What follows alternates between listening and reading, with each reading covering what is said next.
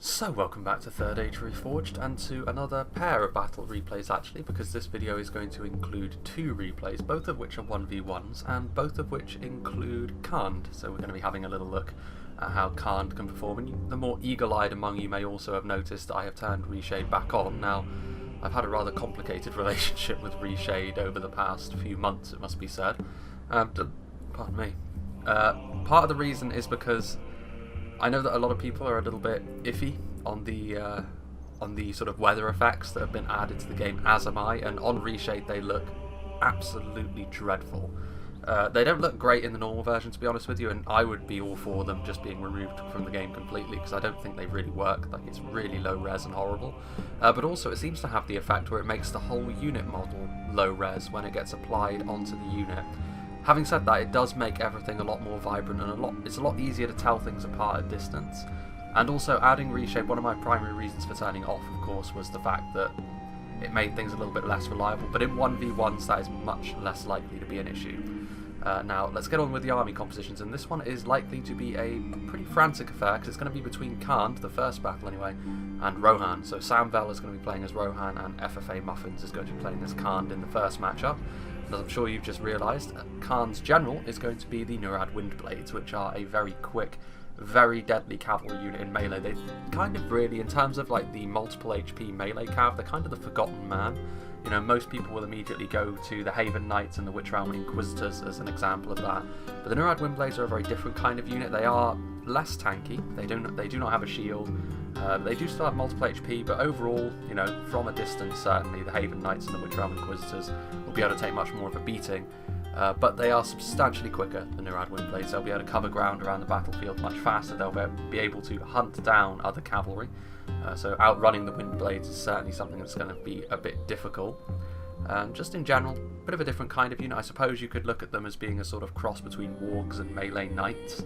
But that analogy doesn't really do them justice either, because the speed is certainly something all of their own. Meanwhile, over here we've got some Nurad retainers as well. Obviously, Khand, in terms of a cavalry-to-cavalry fight, you'd back Khand 9 times out of 10, purely because they have more melee cavalry options. Even here, you can see that the weather options, I think this shows up much more in Reshade, but yeah, I mean, it's very clearly exceedingly low res when the weather textures are there, and I can't wait for them to either be improved or just flat out removed. I think it would be nice to be given the option, to be honest with you, but you know, I'm not a dev, so I don't really know what would be involved in doing such a thing. But the Nurad Retainers, as I was saying, very solid melee cavalry unit. One of the primary reasons why Khand have got such a monopoly around engaging in cav-to-cav engagements for the most part. There are very few factions that are going to get involved in a mass cavalry engagement with Khand because of units like this.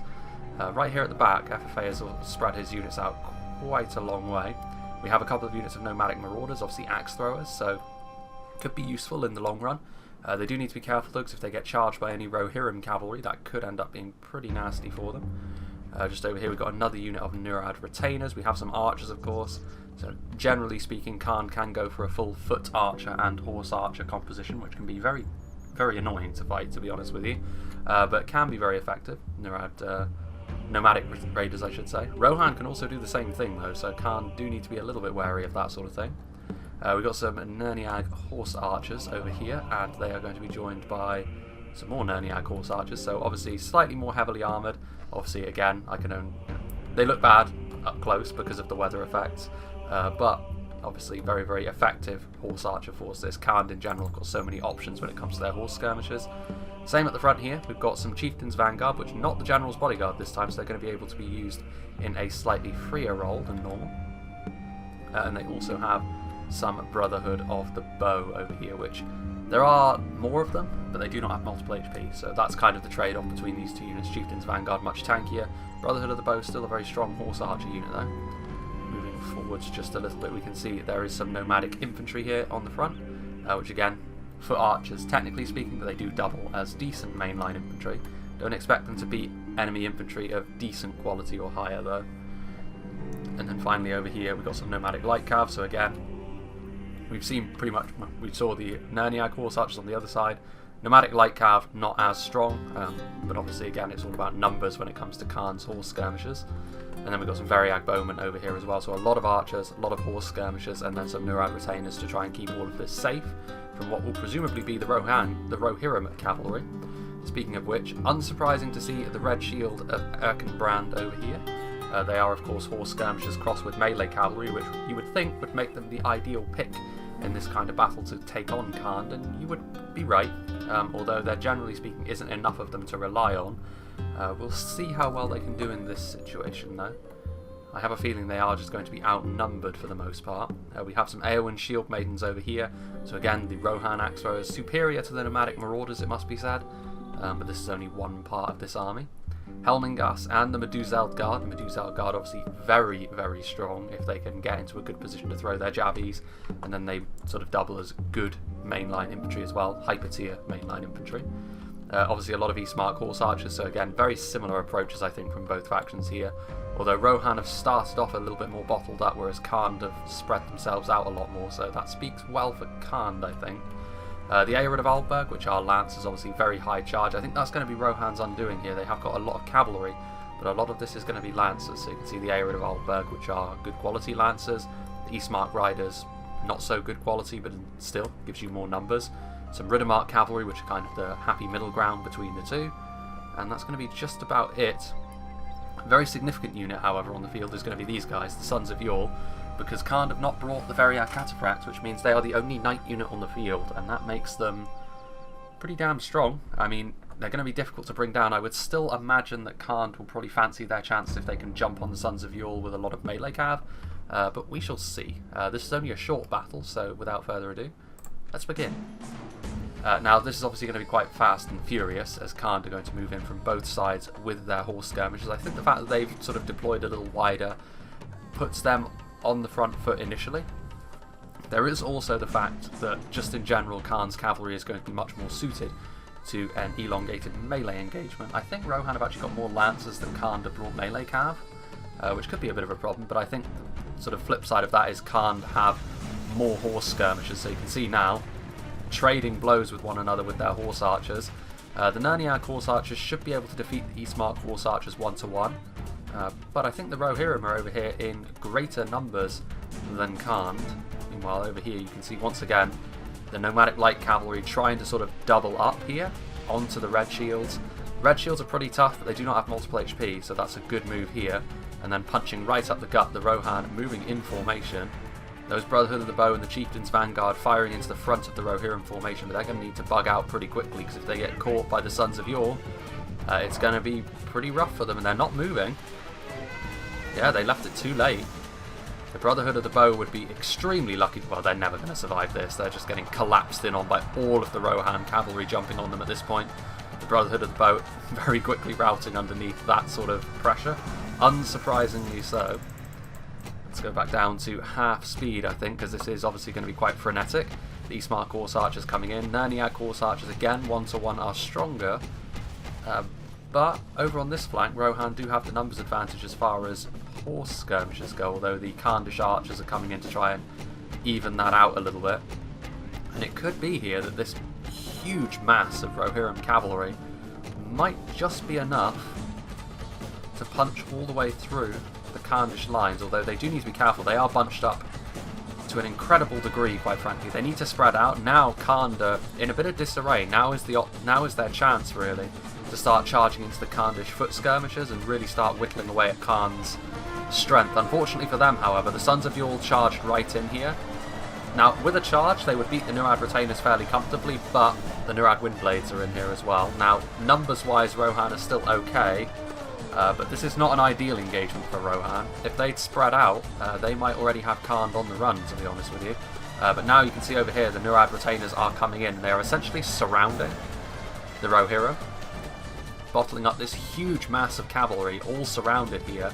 And unfortunately, Rohan, it's not really terribly efficient of them to be engaging all of this melee cav. It is a pretty notable gap in Rohan's roster. They can't field a ton of melee cavalry.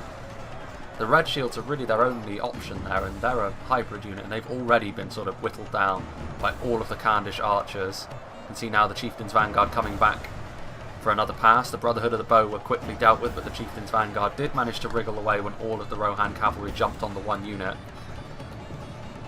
Nurad Windblades fighting very hard against the Sons of Yore. You can see how tough a Knight unit is here, even up against one unit of hyper tier melee cav and one unit of standard melee cav. They're still fighting their way to a standstill. There goes the Rohan general though. That's not great for Rohan. You know, morale-wise, Rohan could be better off. Here you can see that big mass of Rohan horse skirmishers out wide, not really affecting too much though. They're only really firing into this one Khandish horse skirmisher line. The Eowyn shield maidens are throwing their axes into the Nerniag horse archers, but they need to get up here. If the Eowyn shield maidens are over here supporting this big mass of Rohan cavalry, they could yet fight their way out of it. But unfortunately it's the Khandish axe throwers which I think are going to make it to the front line first, and they're just going to be able to toss their axes into the middle of this slaughter over here and just do tons of damage. There is enough Rohan cavalry here that they're honestly not doing too badly in this engagement, but I think in terms of just brute efficiency, this is probably going to count against them in the long run. All of those Rohirrim Lancers just in unfavourable fights. The Nurad Windblades are now, I think, going to start getting the better of the Sons of Yore, because they're starting to get a little bit isolated from the main fight, so they're not going to have any support from the rest of the Rohirrim Lance cavalry. Just some meat in front of them to try and stop the casualties would be sufficient. There are some Riddermark Lancers over here as well though, Riddermark cavalry. The Chieftain's Vanguard are back though, and the Chieftain's Vanguard are pretty tanky in their own right, once again closing the jaws. I've never seen such a comprehensive cavalry surround, to be honest with you, although now the Eowyn shield maidens have come forward, so now it's going to be sort of the axe throwers trying to do their grisly work. There's arrows flying everywhere from horse archers and foot archers. The problem I think for Rohan as well is the fact that Khan did have quite a lot of foot archers as well, whereas Rohan only had the one unit of Helmingast actually, or is that two? I think it's just the one. No, two. Meanwhile, up there you can see the Eastmark horse archers are charging in now into the Khandish nomadic raiders. And to be fair, even with a charge value of only one, the Eastmark horse archers with their mass, and also, you know, it's going to be a question of morale here. The nomadic raiders are not going to stand up to this level of pressure for too long without support. But the nomadic marauders forming a pretty effective backstop here. The Khandish archers out wide. Where are we? Yeah, you can see the Nurad Windblades. Only 5 of them left, only one Son of Yore though. So they fought each other pretty much to a standstill. Again, there were outside factors in that as well. There were a lot of Rohirrim there to support. There goes the Khandish general. And again, you can see here the Arid of Albergs. This is pretty much the end of the bulk of both factions' melee cav. But I include lancers in that as well. Any cavalry which is designed to fight in melee rather than at range. That's going to be pretty much it for them. And unfortunately as well, the Eastmark horse archers, they've been left in melee a little bit too long. This one unit over here, and then, you know, the nomadic raiders, they probably will still lose. And there's also some Nerniag horse archers in here as well. Some of the Rohan horse archers are out in the backfield, but I think this is where Khan's slightly higher level of investment on their units on foot is going to start paying dividends, because you can see here that their Variag bowmen are still firing. Their nomadic infantry in the background still firing as well, and the Eowyn shield maidens are shaken. Not great for them, although this is an interesting unit. The Meduzeld Guard, I'd actually forgotten about them. And Khan really have no answer to the Meduzeld Guard in melee. They're going to need to do all of their damage to them with the nomadic marauders if they're going to bring them down, because if they were just going to tank it out in melee, the Meduzeld Guard could probably take on all comers at this point in time. All of these Eastmark horse archers coming to support their beleaguered brethren. And this should be enough to finish off this Khandish resistance out wide. I don't know, I think I would give Rohan the advantage at this point. That Meduzeld Guard is a very significant unit still on the field. The nomadic marauders still have a lot of damage left to give. They're sort of trading blows with the shield maidens, and they're winning as well just because of the volume of axes they're throwing. The Variag bowmen are still very much alive as well, but so are the Helmingas. This is a very close fight so far, a very hotly contested fight indeed. Meanwhile, the Eastmark horse archers are doing their best, but basic horse archers with a charge bonus of only 1 and really not very good combat stats at all.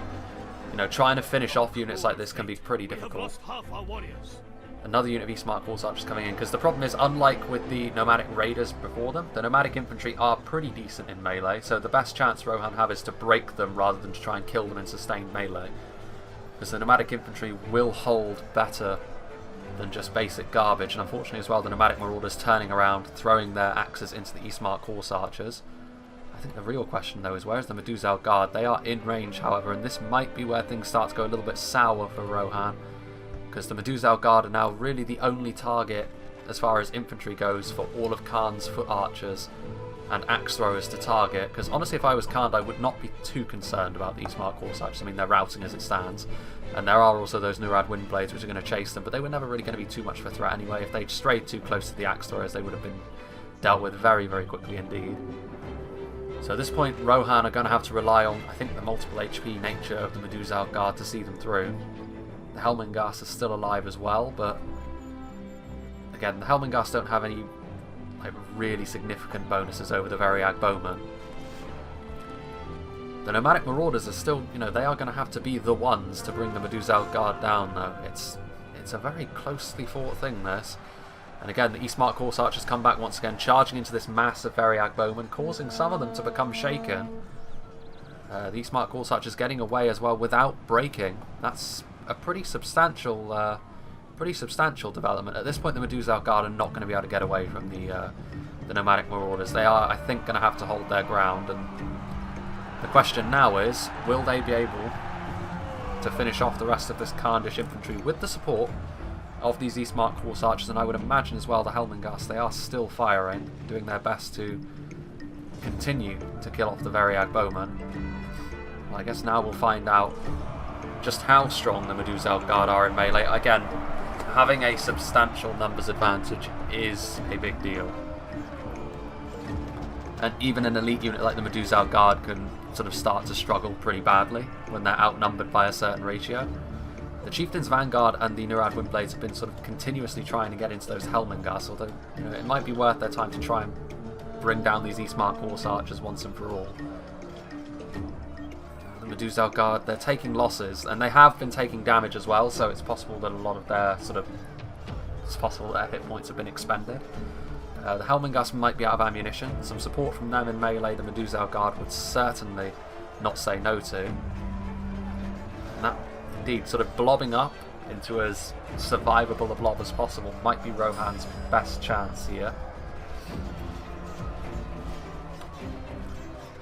Still just projectiles going all over the place. Those nomadic marauders getting a nice volley there into the Helmengast. Another nice volley. Rohan's manpower is slowly but surely starting to desert them. The Helmengast, ooh, that's grisly.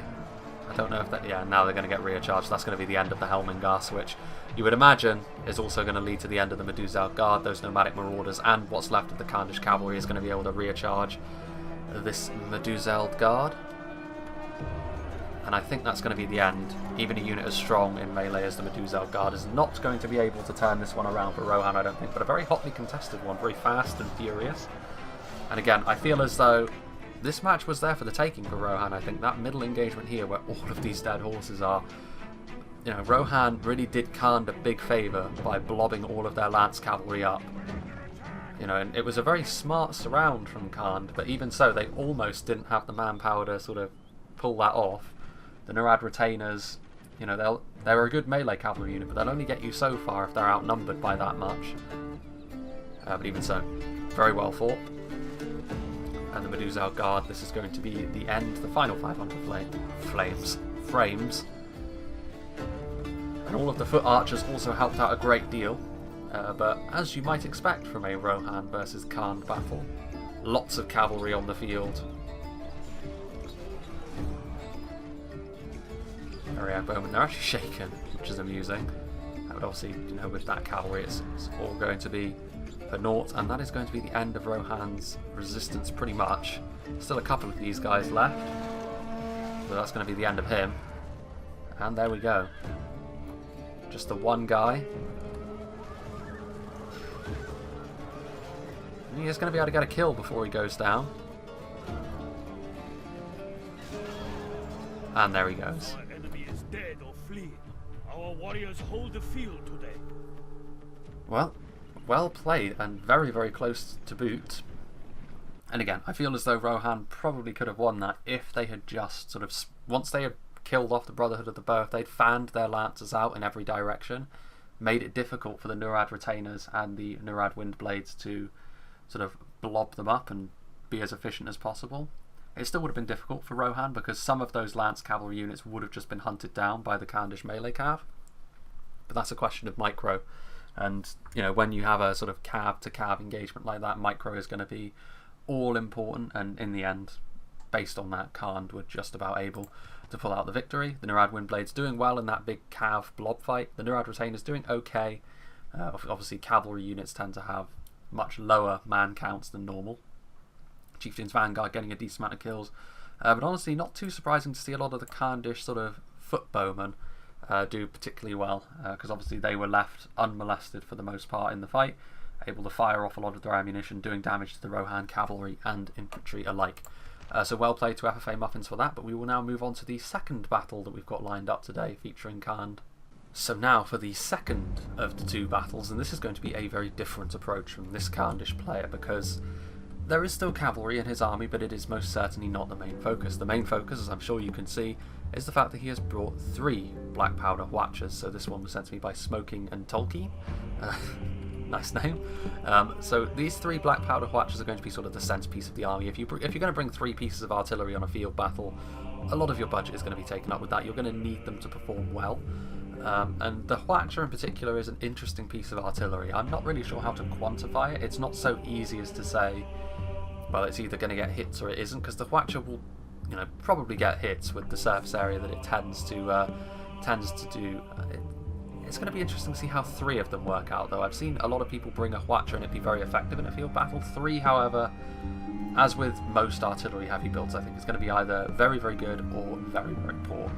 He does have some cavalry, mind you. We're floating above some of them now. We've got some nomadic light cavalry over here and some more over here, so just a unit each.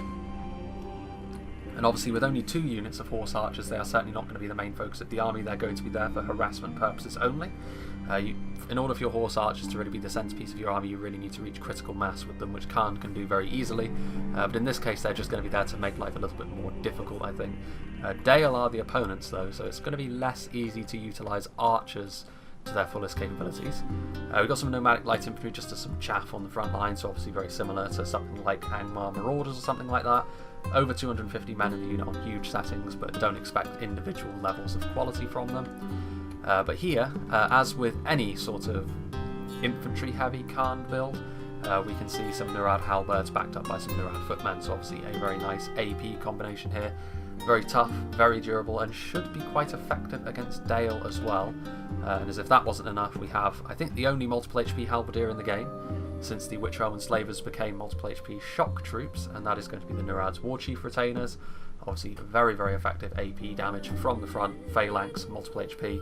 Really the only way to effectively deal with them is to either just avoid them until the end of the battle when you can try and skirmish them down, or overwhelm them, sort of break their phalanx and then get in close, because even though they are an elite unit, their stats are still not going to be as high as sort of a 2-handed sword unit, for example. So if you can get past their phalanx, they become a little bit less scary, but they are still pretty brutally effective nonetheless. We've got the Brotherhood of the Axe and Brotherhood of the Sword at the back here. The Brotherhood of the Sword, obviously, skill-focused, dual-wielding units, difficult to bring down because they're high melee defense. And then over here, obviously, the Brotherhood of the Axe, attack-focused primarily against armoured units, which should be useful against Dale. And then some Nurad footmen at the back here as a sort of reinforcing line as well, so a much more defensive setup this from Khand, and they're going to be relying on their black powder to do a lot of the damage here. Dale, on the other hand, have got their Dalian marksmen here at the front, and you would imagine Dale mostly would be quite happy for a match to sort of be fairly long, sort of a skirmish phase. In this situation, I'm not quite so sure. It depends really on how the Hwatchers perform, but Dale probably weren't expecting that many pieces of artillery from Khand, to be sure. And then we have a form of Dalian phalanx. Again, the Barding Herd, we've seen them be very, very effective in the past with their heavy armour, AP damage on those Bardish axes as well. And then we also have the Lake Town pikemen, obviously longer range, sort of basic cheap pikemen, which can be used as a cost-effective line holder. There isn't really any sort of spearmen or standard infantry in here though, so they might have a few issues when it comes to holding the line on the flanks. In the middle, however, we have a much more standardised phalanx made up of cheap spearmen and then a pike unit as well. And the Morroquendi pikes are pretty expensive, but they are also a very effective elven pike unit. When you consider the other two elven pike units in the game are the Karas Galadhon's Guardians and the Imladris Guardians, it gives you an idea of the company they can keep. I would still say the Morroquendi pike's not quite as good as either of those two, but they are still very effective when you compare them to a lot of other pikes in the game. Back here, a secondary skirmish line of Bardian marksmen, obviously very, very tough and durable. It's going to be it as far as that goes. Then we've got 2 units, I believe, of these Earls of Escaroth. So obviously, as far as the mainline infantry unit goes, very, very strong. The company they keep is usually things like the Guardians of Khan Doom or the Casimir's Legion. That's the price point you'll be looking at any rate. With all the AP across the field, though, they're not likely to have too easy a time of it in this battle.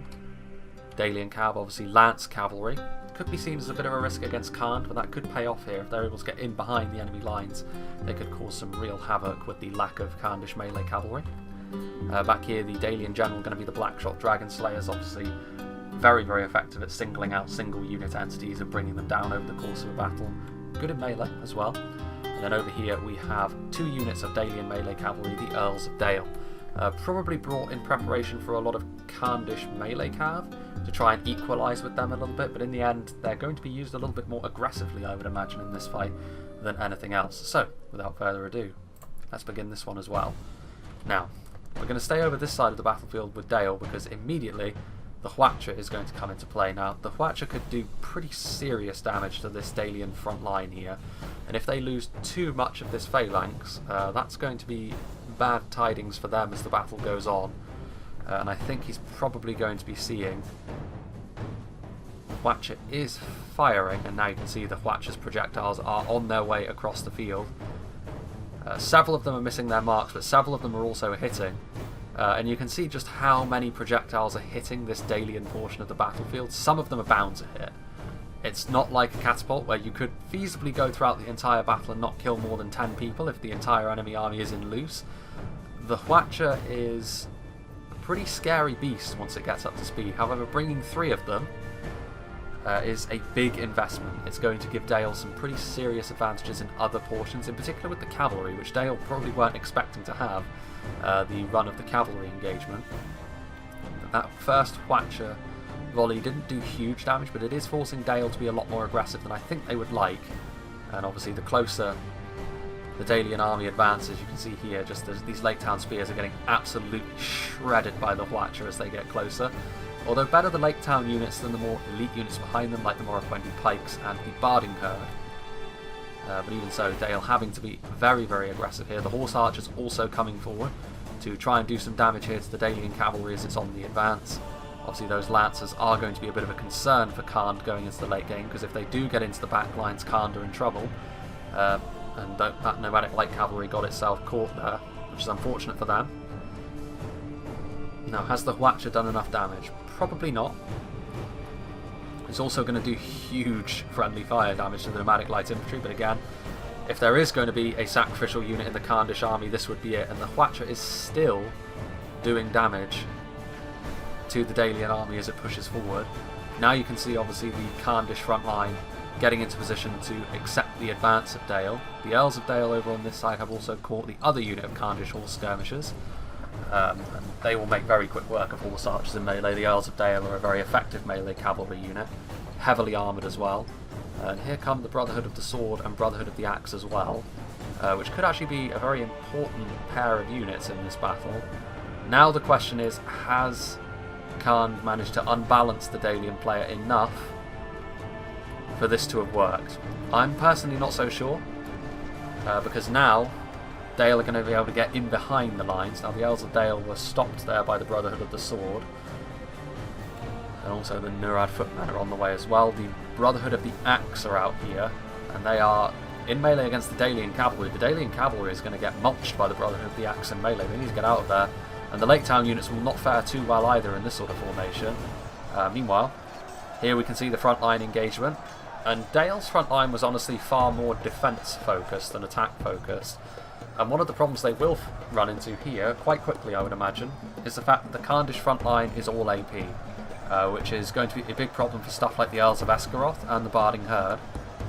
The Lake Town Spearmen are also broken and fighting to the death, and you can see here that it's possible that the Black Powder has already done its work, purely because the Dalian advance was quite broken. They were quite panicked in their advance forward, quite broken up, and you can see here the Morroquendi Pikes and the Barding Herd got separated from a lot of the Lake Town units, which charged forward into the welcoming arms of the Khandish phalanx, which very, very quickly dealt with them. And this is going to leave the Barding Herd and the Morroquendi pretty heavily outnumbered. The Nurad Halberds are over there. The Lake Town units got mulched as well by the Brotherhood of the Axe, who are now going to be able to wrap up the line. That's more AP damage, which is going to be coming Dale's way. Dale, obviously, their Lake Town units don't, but a lot of their more expensive units that they brought here, the Earls and the Barding Herd, are much more focused around their armour, which is going to make a lot of these Khandish units quite cost effective indeed, as the Earls are going to have to be the ones here. They're going to need to sort of recharge this line and start doing damage, because Dale are in trouble. Dale do have a lot of these foot archers, which Khan do not, to be fair. So there is still a lot of fight left in this battle. But if the Dalian infantry cannot do the business, then I fail to see how the Bardian marksmen are going to be able to. Here we can see a good play here from Dale, trying to get in there, but the problem here is it's melee card. The Dalian cavalry in the background getting a nice charge into the back of the Brotherhood of the Axe, doing good damage, but they already took heavy losses. And to be fair, this is a problem with Dale's cavalry in general. The fact that the Earls are generally what it's based around, and they're melee card. Dale are more intended to do their damage elsewhere, for the most part, stuff like their archers. The Dalian cavalry is still good, but really the only lance option for Dale ever since the 8th Wodia Horse Guards were removed. Here come the Brotherhood of the Sword, following up the Brotherhood of the Axe. If they start charging forth into the Dalian skirmish line, this could be pretty messy. The Lake Town units have crumbled in the face of this Khandish front line. There's also those footmen rolling around in the back lines there. The Earls of Dale getting up a good head of steam here. And they're going to be able to charge into the back of this section of the Khandish line. And, the Barding Herd still in pretty healthy numbers over here. And if they can keep up charges like that, they could be in a pretty good place. Although at this point, the Black Powder Hwacha has reformed. Although, weirdly, it seems to be targeting primarily its own men. They got a few hits on the Earls, I suppose, but nothing too serious. All of these Dalian archers still trying to do their best to do damage, but their infantry is just getting wrapped up at this point.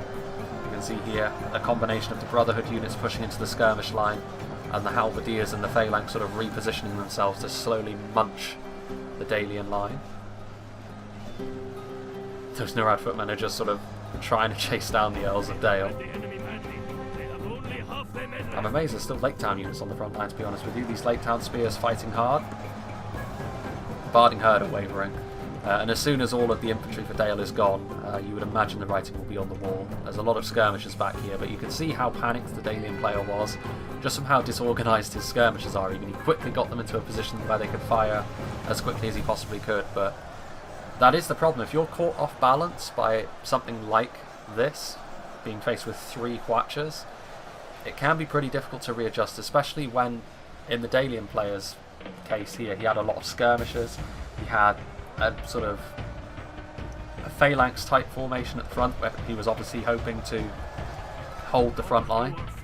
We have lost half our warriors. Mark XMD playing as Dale.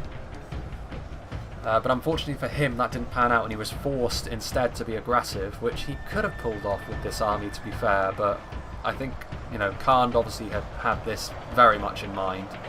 They wanted to use an AP front line to, as efficiently as possible, deal with the Dalian one. Here we can see on the front line what's left of the Dalian infantry is still fighting, to be fair. The Morroquendi Pikes are in here. Even they're shaken, though. The Earls of Dale have now been caught. The Nurad footmen going to be able to dish out some AP damage on them, as the Earls are trying to escape. Still some horse archers back there, amusingly. But also, this is the sort of battle where if it wasn't Dale he was facing, and instead it was someone like Arthedain, and we saw, instead of Earls of Dale, some Dunedain Mounted Company, then the rear charges that they would have been doing would have been far, far more devastating. And this battle would probably already be going the other way, to be honest with you, especially combined with Arthedain's skirmish line, which is honestly not that much more lacking than Dale's. In terms of outright damage, it's probably more powerful actually, with the often included Dunedain Rangers. But obviously the flip side to that would have been if you're facing Arthedain as Khan, you're generally going to be bringing stuff like Nurad Retainers just to deal with a lot of Arthedain's Lance Cavalry and the possibility of seeing the Royal Court of House Amleth or the Knights of Illuminas. So it is a bit of a catch-22 here. It's all well and good saying what might have happened, but this is what is happening. And obviously still right in the middle here we've got the Nurad War Chief Retainers. And here we can see that the Blackshot Dragon Slayers are shooting point blank.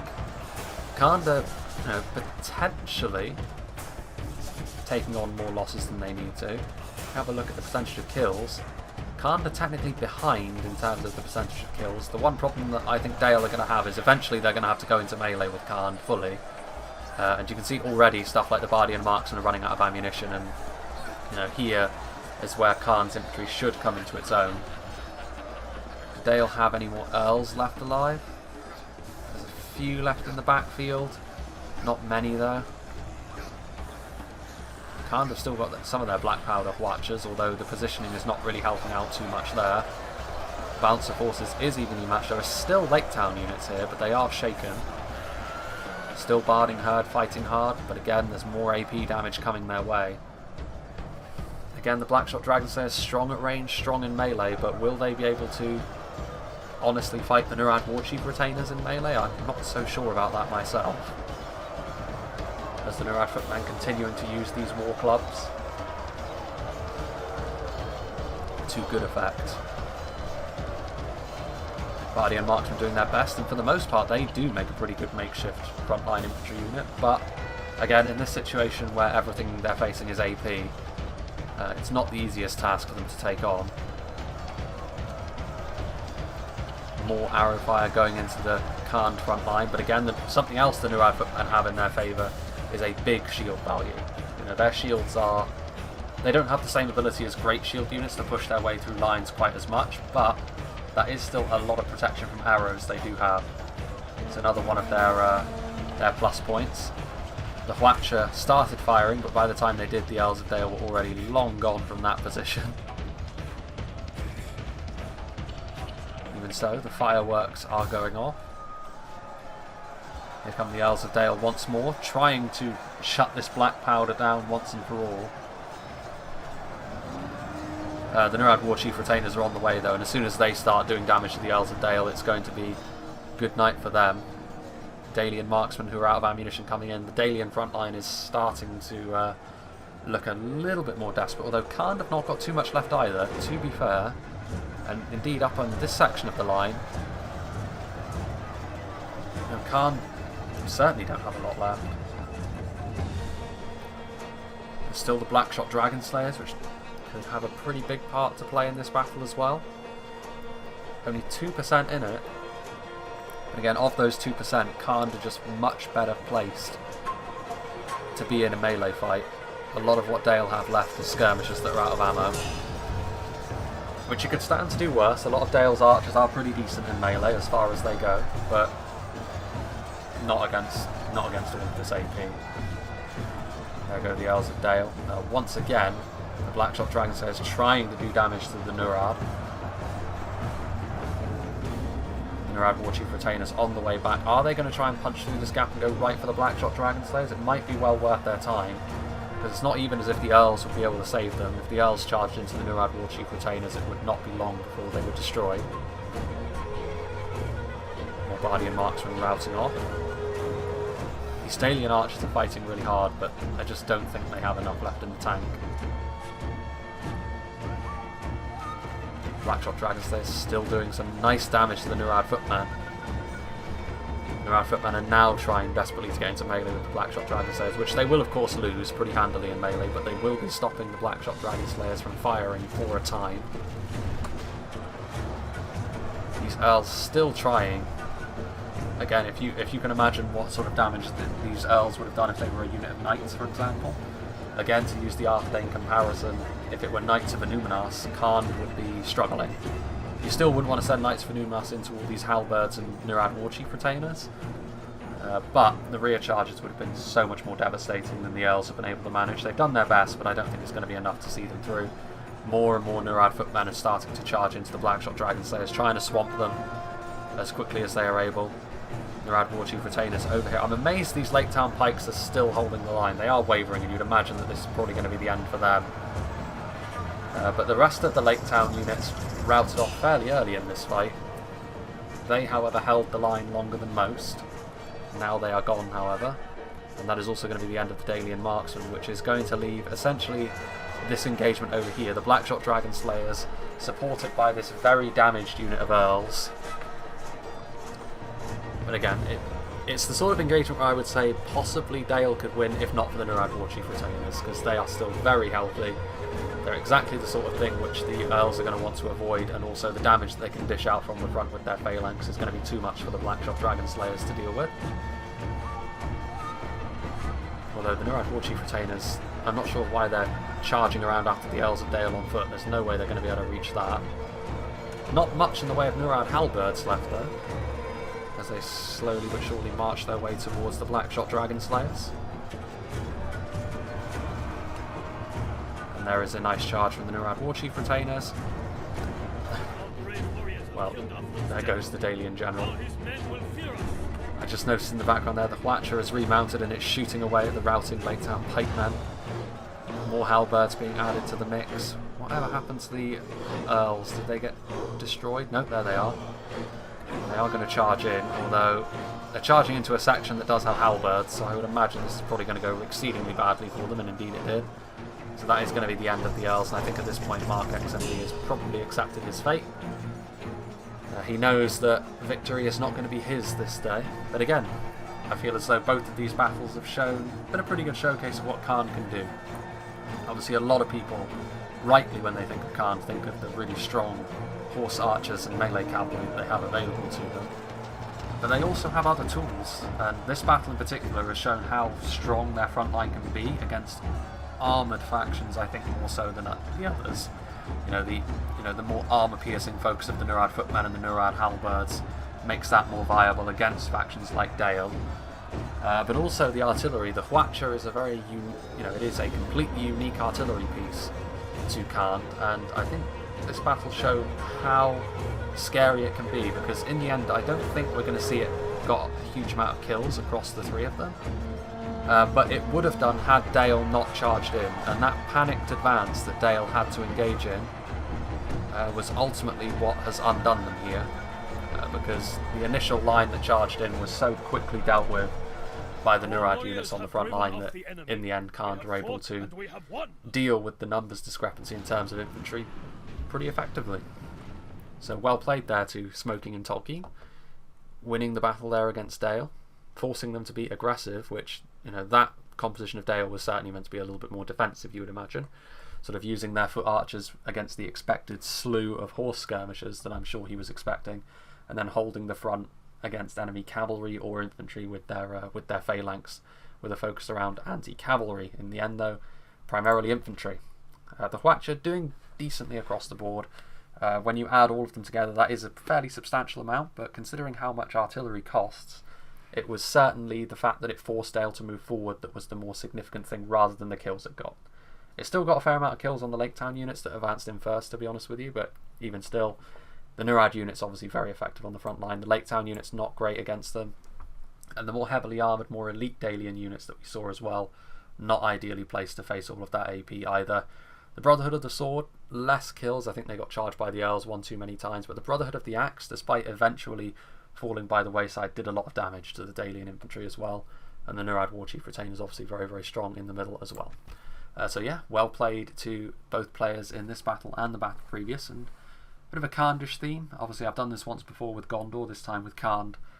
Two very different battles, and I think it showcases how versatile Khan can be. I think they can be accused of being a little bit of a one-trick pony with regards to just being sort of a very cavalry-focused faction, but I do disagree with that. I feel as though their infantry is strong, and it's much easier to make the case for that with Khan, I think, than it is with Rohan. Like, I will still argue that Rohan's infantry is decent. It's not fantastic, but you can make something with it.